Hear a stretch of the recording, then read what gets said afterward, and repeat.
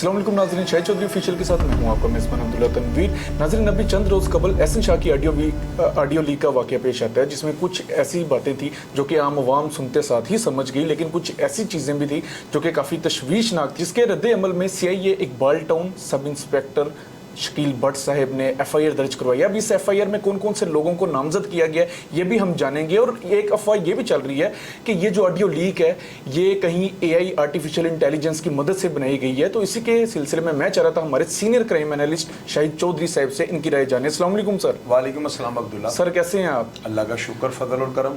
अच्छा sir, audio leak के वाले से अगर हम बात करें सर, फ्रांसिक भी होती रहेगी, रिपोर्ट्स भी आती रहेंगी, अपनी एक माहिराना राय मुझे दें, क्या ये ऑडियो लीक जो बेसिकली ऑडियो निकाली गई है, क्या ये वाकई ही एडिटिंग की गई है इस ऑडियो में या फिर ये रियल है?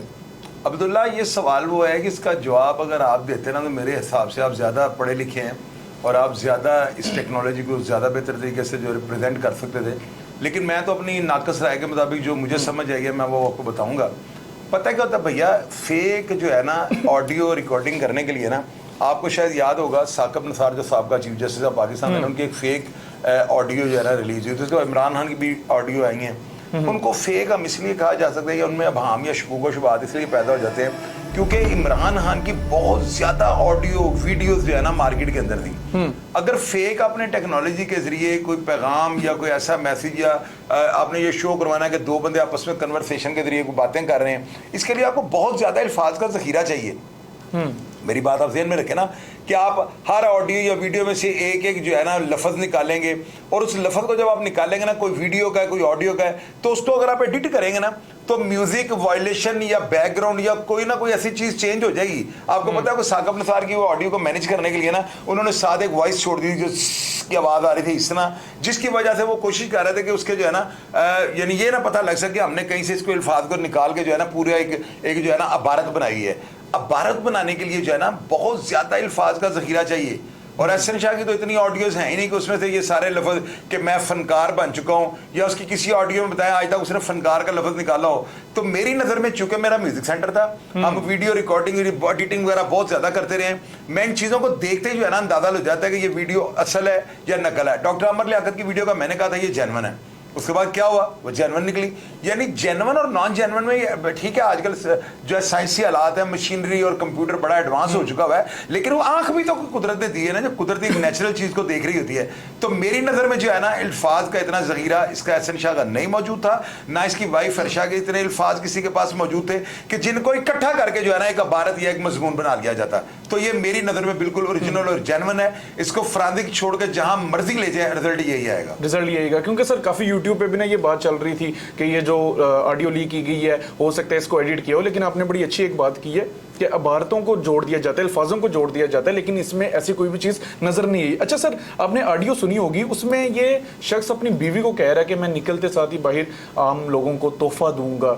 अब सर ये अंदर बैठ के जो प्लानिंग कर रहा है, आया इसके साथ कोई हाथ इसके सर पे था जिसकी वजह से ये बंदा बड़े इत्मीनान से अपनी बीवी से बात भी कर रहा है और ये कह रहा है कि मैं बाहर निकलते साथ ही लोगों को तोहफा दूंगा? यार ये रंगबाज था, इसने अपनी बीवी के ऊपर प्रेशर डाला है और इसका प्रेशर जो है इसके लिए मौत बन गया।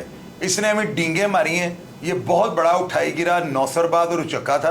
अपनी वाइफ जो गई, ये खुद इसको पता है कि वो इसको कहाँ से लेके आया था, कैसे इससे उसके साथ निकाह पढ़ाया, वो इसको कहाँ से मिली, और वो सुनने में आया कि एक जगह पे ना अपना घर बार छोड़ के इसके पास चली गई थी और मजबूरन उसको निकाह करना पड़ गया। अब ये लौंडा लपाड़ा तो था, ये उसके आगे डींगे मारा था, मैंने अंदर आके बड़ा फनकार बन गया हूँ। बंदा इससे पूछे थे माजूद जोए वाला मारा हुआ था, इसने क्या बाला पीरे वाला मारा हुआ था, मुल्ला मुजफ्फर कत्ल किया था, जेते शाह मारा हुआ था, इसने क्या ऐसा कारनामा किया था कि ये 6 महीने में फनकार बन गया? ये डींगे मारने वाला, इन्हीं चीजों को मैं कहता हूँ कि ये उचक्का नौसरबाज रंगबाज और उठाई गिरा था।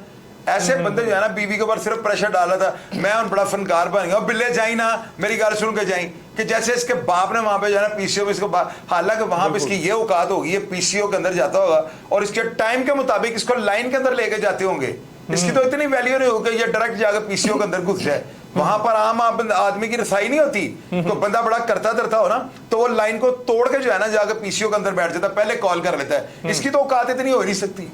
अच्छा ऊपर सर। से वो जो सुपरिटेंडेंट वहां पे लगे हुए ना इजाज असगर, वो इतने टाइट है, वो नहीं ऐसे बंदे को मानते, और ये वहां पे जाकर फनकार भर गया। फिर तो मैं इसको मान जाता ना, ये इजाज असगर सुपरिटेंडेंट के होते भी वहां पे फनकारी करता। क्योंकि सर ऑडियो लीक में ना आपने एक चीज सुनी होगी जिसमें ये कह रहा था काफी पुलिस के अफसरान थे जो कि इसके नजदीक इसके लिए बहुत आसानी से इसने टारगेट कर देना था। उनमें से एक सर फहरिस्त जो नाम था वो शकील भट्ट साहब का नाम था, और जिसमें ये कह रहा था निकलते साथ ही मैं इनको सबसे पहले मरने की जो मैं प्लानिंग करवा रहा हूँ इनको मैं पूरा करके सऊदीया चला जाऊंगा। तो सर ये इतनी आसानी से ये लफ्ज बोल रहे हैं, और ऊपर से इसकी बीवी इसको हल्लाशेरी दे रही है। मैं बताता हूं अब्दुल्ला, उन बातों का मतलब ये है जो आप बयान कर रहे हैं ना, उसने अपनी बीवी के साथ ना, पता है क्या होता है, आपने परिंदा फिल्म देखी है इंडिया की, उसके अंदर ना वो उसका नाना पाटेकर के ना मुखालिफ को ये पूछता है कि तुम मुझे ये बताओ कि तुम्हें किसने सुपारी दी, वो कहता है मैंने उसका नाम नहीं लेता, कहता फलां को, अब्दुल को किसने मारा, कहता फलां ने, उसको किसने मारा, कहता फलां ने, वो चुप कर जाता है। वो कहता है अच्छा देखो मेरी भाई अपनी वाइफ के ऊपर क्या प्रेशर डाला था कि मैं बंबई का जो है ना दाऊद इब्राहिम बन चुका हूं। आप इसकी कम अकली का यहां से अंदाजा लगाओ ना, अपनी बीवी को कह रहा है नाम ना लेना, और बात भी सारी खुल के कर दी है। ये अनाड़ी खिलाड़ी था, ये इतने जोका नहीं था, ये बहुत बड़ा उचक्का नौसरबाज उठा ही गिरा था। देखो ना, या तो अपनी बीवी को ये बात ही ना कहो कि भाई तुम नाम ना लेना, तो नाम तो तुम खुद ले रहे हो, तुम्हारे बाप का दोस्त जिसने पकड़ा था बदामी बाग वाला। तो ये सारी बातें जो है ना, ये यहाँ से अंदाजा होता है ये अनाड़ी खिलाड़ी था। अभी रंगबाज, ये टीटू पार्टियां करने वाला ना, रात को बंद बलाग में जो साथ वाले चक्की में बातें समझा रहे हो ऐसे करना, ये वैसे ही अपनी जिंदगी को गुजारने की कोशिश कर रहा था। ये बदमाशों की बात सुनकर बदमाश बनने की कोशिश कर रहा था, जो कि ये बन ही नहीं सकता, क्योंकि ये रंगबाज था, बेजमीर आदमी था।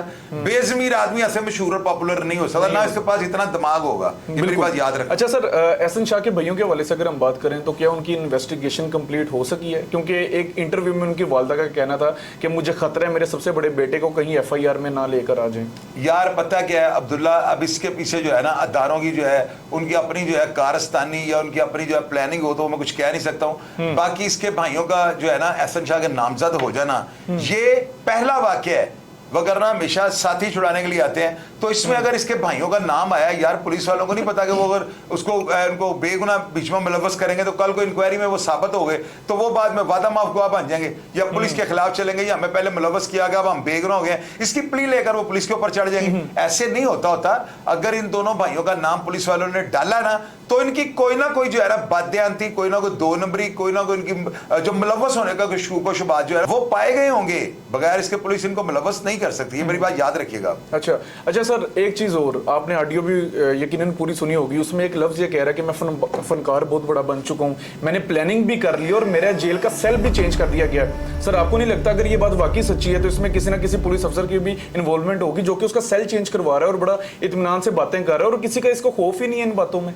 और यार पता है क्या, फनकार ये तारक टैडी बन गया होगा, बब्बू बराल बन गया होगा, मानत चन बन जाएगा, और ये फनकार बन सकता है। ऐसे बंदे की गिनती आप कह रहे हैं चेंज करवा दी।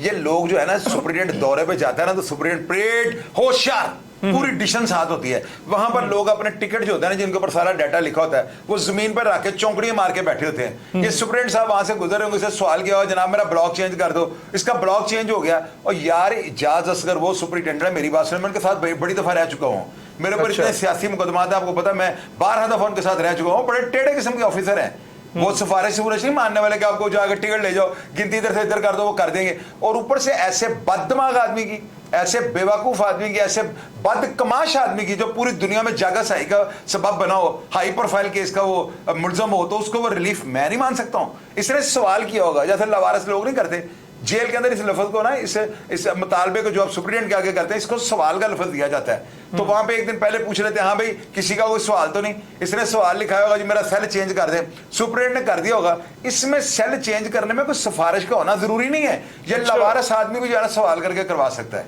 अच्छा, मतलब वो भी अगर सवाल करें, उनको दरख्वास्त दे तो वो हो सकता है, अगर मानने वाली बात है। सुप्रीटेंडेंट का दौरे का मकसद ये होता है कि आप अपने सवाल बताएं, सर मुझे खाना सही नहीं आ रहा, मुझे दवाई नहीं मिल रही, मेरी हॉस्पिटैलिटी में प्रॉब्लम, मेरी लाइट में जो इलेक्ट्रिसिटी में कोई प्रॉब्लम है, आपके सवाल सुनने के लिए तो दौरा होता है, वरना सुपरिटेंडेंट को क्या जरूरत पड़ी हो आपका दौरा करता रहे। अच्छा सर, अभी आप बात कर रहे थे कि हाई प्रोफाइल केस कोई आ जाता है, और वो मतलब जिस तरीके से बंदा बात कर रहा था अपनी बीवी के साथ, तो सर हाई प्रोफाइल केस अगर अपने घर में कॉल करता है तो उसको सुनने के लिए कोई भी उधर पुलिस का बंदा नहीं होता कि आया कहीं ये हमारे खिलाफ ना कदम उठा दे? यार उनका सॉफ्टवेयर, उनका सॉफ्टवेयर ऐसा पीछे बना हुआ है कि हर कॉल जो है ना रिकॉर्ड हो रही होती है, ये बात आप जेल से निकाल दें। और हाई प्रोफाइल केस का ऐसे पता लग जाता है, इनको हवालातियों को अपने टिकट साथ रखने पड़ते हैं। इनके अच्छा। टिकट के ऊपर जाना, ये बात नोट कर लें, इसके टिकट के ऊपर क्या लिखा होगा, अमीर बलाज टीपू ट्रकों वाला केस, साथ वो लाल निशान में स्याही में लिखा होगा। ये हाई प्रोफाइल केसों को जो है ना टिकट के ऊपर लिख देते हैं लाल स्याही के अंदर, ताकि ये बंदा जेल के किसी भी हदूद में जाए ना तो इसका टिकट बोले कि ये फलां केस का जो है ना ये नामजद मुल्ज़िम है,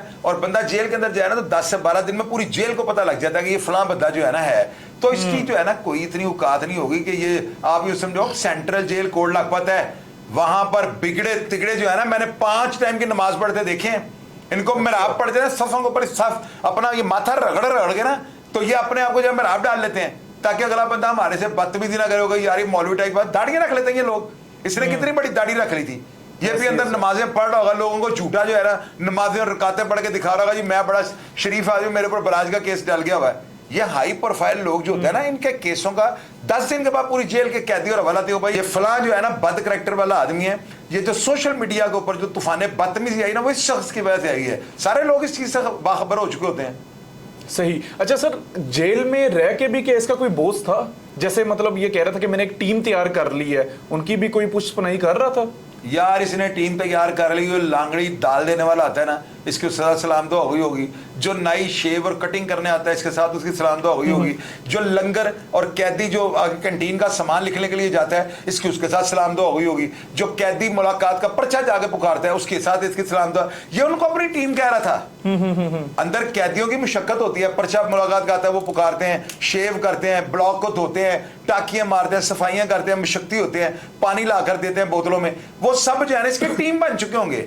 और ये बेचारा बहुत बड़ा कंगना था। इन लोगों को लोग 10-10 साल के बाद जाकर ऐसी बातें करते हैं। ये 6 महीने बाद बातें, मैं पता नहीं मेरे प्रोग्राम देखता रहा, उसने ये बातें सारी सुनकर टीटू पार्टियां निकाली हैं, और टके की इसकी औकात नहीं थी जेल के अंदर। सर मतलब बीवी को इंप्रेस कर रहा था ना, उसको शो कर रहा था कि मैं बिल्कुल रिलैक्स हूं। बीवी पहले इस कमाश की थी ना, उसको बता रहा है मैं बड़ा फनकार था कि ये किसी और की तरफ मुतवज्जो ना हो जाए, वो ये कहे कि मेरा भी खलनायक जो है ना बल्लू बलराम, ये भी जेल में से रिहा होकर आ जाएगा और मैं उसकी गंगा हूं। यानी ये गंगा और बल्लू बलराम बन के बातें कर रहे थे। अच्छा सर, जो 3 शूटर्स की बात कर रहे थे, क्या वो पकड़े जा सके? रिसर्च चाहिए कोई ऐसी आप तक कोई रिपोर्ट? यार वो अदारों ने जो जबीरला पकड़ा हुआ है ना, अब उसमें क्या है, वो कौन है, ये बातें सामने आ जाएंगी। और ये जो 3 शूटरों वाली बातें, तो मेरा 3 वाली तो इसने की, उसने कहा मैंने एक टीम तैयार कर ली है, तो वो जो है ना मैं सऊदी अरब चले जाऊंगा, करीब कौम को तोहफा दूंगा। बंदा इससे ये पूछे ये कायदे आज़म है, ये क्या मौलाना मदूदी था, ये कौन है बंदा, ये क्या कौम को तोहफा देना चाहता है? बस वही बात अपनी बीवी को कि बड़ा टीटू पार्टी मेरा खामद पता नहीं अब क्या बला बन गया कि अंदर से कोड वर्ड में कह रहा है अब मैं कौम को तोहफा दूंगा। और यार इसे क्या देना था? ये बगैरत आदमी सिर्फ धोखा ही दे सकता था, और इसके पास कोई चीज देने वाली नहीं थी। एवं ड्रामे कर रहा है, वो भी बदकमाश लड़की है, उसको इंप्रेस कर रहा था, और इसने क्या करना है, चनकना करना है इसने। बिल्कुल। अच्छा सर, अब हम शकील बट की तरफ अपना रुख कर लेते हैं। यार अब जान नहीं छोड़ देंगे सर, ये आखिरी 2 सवाल है, मैं चाह रहा हूँ बहुत इंपॉर्टेंट है, बहुत जरूरी है, लोग मुंतजिर थे। सर शकील बट की तरफ हम अपना रुख करते हैं। उन्होंने FIR दर्ज करवाई है जिसमें कहते हैं गोगी और तीफी जो है ये मेरे जान के दुश्मन बन चुके हैं और इन्होंने मेरे खिलाफ कोई ना कोई कार्रवाइयां करनी है, और बाकायदे इन्होंने धमकियां भी दी हैं। अब आपको पता है सर, जो मरकजी मुलजिम होते हैं 2 के अलावा और भी 2 नाम उन्होंने दिए हैं। एहसन शाह जो कि मर जाता है, अब उसकी बीवी भी होती है जो कि इस FIR में नामजद है, क्या सर उसको भी गिरफ्तार किया जाएगा? यार पहली बात आपको मैं बता दूं, गोगी भट्ट और तीफी भट्ट इतने बच्चे नहीं हैं कि वो पुलिस अफसर किसी को धमकियां दें। और दूसरी बात, अगर उन्होंने धमकियां दी हैं तो शकील भट्ट और मोहम्मद अली भट्ट इनको भी पुलिस मुकाबले में मार देंगे। ये मेरी बात कागज के ऊपर लिख लेना। जो बंदा एंटी स्टेट, मेरी बात याद रखिएगा, जो अंडरवर्ल्ड का बंदा सिस्टम के अगेंस्ट चलेगा, सिस्टम उसको रोंद कर निकल जाता है। ये बात याद रखिएगा। वो गोगी भट्ट छोड़ के, तीफी भट्ट छोड़ के, कोई भी हो वो उसको नहीं छोड़ेंगे। लेकिन मेरा ज़हन इसलिए नहीं मानता, बड़े रिंद हैं, वो कभी भी इस तरह की गलती नहीं करेंगे। उनको पता है अदारे सबसे ज्यादा ताकतवर होते हैं, वो जो है ना इनको लेमन की तरह निचोड़ कर 2 सेकंड में इनका रस निकाल देंगे। वो शकील भट्ट और मोहम्मद अली भट्ट जो है ना फोर्स का हिस्सा है, और फोर्स जो है वो लूली लंगड़िया अपाहज नहीं, या ये एक भाई नहीं कि आप इसको मार देंगे तो फोर्स खत्म हो जाएगी। आप एक को मारेंगे पूरी फोर्स आपको उठा के ले, फिर भी आपको जो है ना कुत्ते की मौत ही वो मारेंगे। तो इसलिए इदारों को धमकी वो नहीं दे सकता। बिल्कुल व्यूअर्स, इदारे की सालमियत पे अगर बात आ जाती है तो आगे चाहे कोई कितना भी बड़ा अंडरवर्ल्ड का डॉन हो, वो उसके आगे पत्ता भर जरा भर उसकी हैसियत होती है। जब इदारे की सालमियत पे बात आती है, चाहे आगे कोई भी हो, वो उसको पकड़ के बेड़ा गर्क कर देते हैं। अच्छा सर, मैं एक चीज भी मजीद अपनी करेक्शन करना चाहूंगा। काफी ना यूट्यूब पे सर ये चीज कही जा रही थी कि 3 शूटर्स है, बाया 3 थे या 4 थे, जितने भी थे वो आपकी बात बिल्कुल बजाय, क्योंकि रिसर्च की जाएगी और उनकी जो इन्वेस्टिगेशन होगी आम तक, मंजर आम तक लेकर आई जाएगी। अच्छा सर, एक चीज आप देखिए, FIR भी दर्ज हो जाती है तीफी भट्ट पे। आपको पता है उनका बिनोई भी कत्ल होता है। और अभी सुनने में आ रहा था, जो कि आपने अभी पिछले प्रोग्राम में भी बात की है, कि ख्वाजा अजहर गुलशन पकड़े गए हैं। मैं बताता हूँ, इसमें कहने वाली कोई बात नहीं है। पुलिस जो है ना वहाँ पे अफसोस करने के लिए गई है। ख्वाजा अजहर गुलशन को उन्होंने घेर लिया है। 4 से 5 घंटे जो है ना एलिट फोर्स की गाड़ियों बड़े अफसरान जो है ना वो अफसोस करते रहे हैं। और मेरा ख्याल है कि उन्होंने बड़े टेक्निकल तरीके से ख्वाजा अजहर गुलशन को जो है ना ट्रैक पे ले आए होंगे। और उन्होंने कहा होगा, खबरदार अगर अदारों के खिलाफ आपने जुबान खोली तो हम आपका जो है ना कलाकुमा करके रख देंगे। तो वहां पे उसने जो कहा होगा, नहीं जी नहीं, मेरे मुंह से वो बात निकल गई। जाहिर है उसने यही कहना है, दारों के साथ कौन टकरा सकता है, दारे रोंद के रख देते हैं। तो वो वहां पे जो है ना निगोशिएटिंग से, गुफ्तगू से ये मामला तय पा गए होंगे। तो पुलिस ने वहां पे गिरफ्तार करने का जो है ना वो, यानी कि उन्होंने सबूत नहीं दिया। ये बात सामने नहीं आई कि उनको गिरफ्तार किया गया, बल्कि ये सुनने में आया कि पुलिस वाले उनको वहां पे खैर खैरियत से छोड़ गए। अच्छा सर, ये जो गिरफ्तारी थी ये बेसिकली इदारों की सालमियत के खिलाफ बात करने पे थी, जावेद भट्ट के कत्ल के हवाले से नहीं थी। 100% ये अदारों की सालमियत पर ये सवालिया निशान था कि एक बंदा इतना सख्त जुमला CCP और बिलाल सिद्दीक कमियाना के खिलाफ दे रहा है, तो अदारे उसको क्या लावारिस छोड़ देंगे? उन्होंने फौरी तौर पर इस चीज को डिफेंड भी करना था और अगले को पूछना था, भाई तुम ये बात क्यों कर रहे हो, मैं प्रेस कॉन्फ्रेंस करूंगा, किस चीज पे, या क्या तुम्हारे पास प्रूफ है बताओ। तो वहां पे उन्होंने ढीली छोड़ दी होगी, जिसकी वजह से उनके खिलाफ जो है ना किसी भी किस्म की कार्रवाई अमल में नहीं लाई जाएगी। जी सर, बहुत शुक्रिया आपका टाइम देने का। तो व्यूवर्स, इसके हवाले से कोई भी अपडेट आएगी इंशाल्लाह ताला हम जरूर आपके साथ शेयर करेंगे और ऐसे हकायक भी हम आपके सामने मंजर-ए-आम पे लेकर आएंगे जो कि अभी तक कोई भी यूट्यूबर लेके नहीं आया होगा। और शाहिद चौधरी साहब का हम ऐसे ही वक्त लेते रहेंगे। तो प्रोग्राम का फीडबैक जरूर दीजिएगा। इसी के साथ अपने मेजबान अब्दुल्ला तनवीर को इजाजत, अल्लाह निगहबान।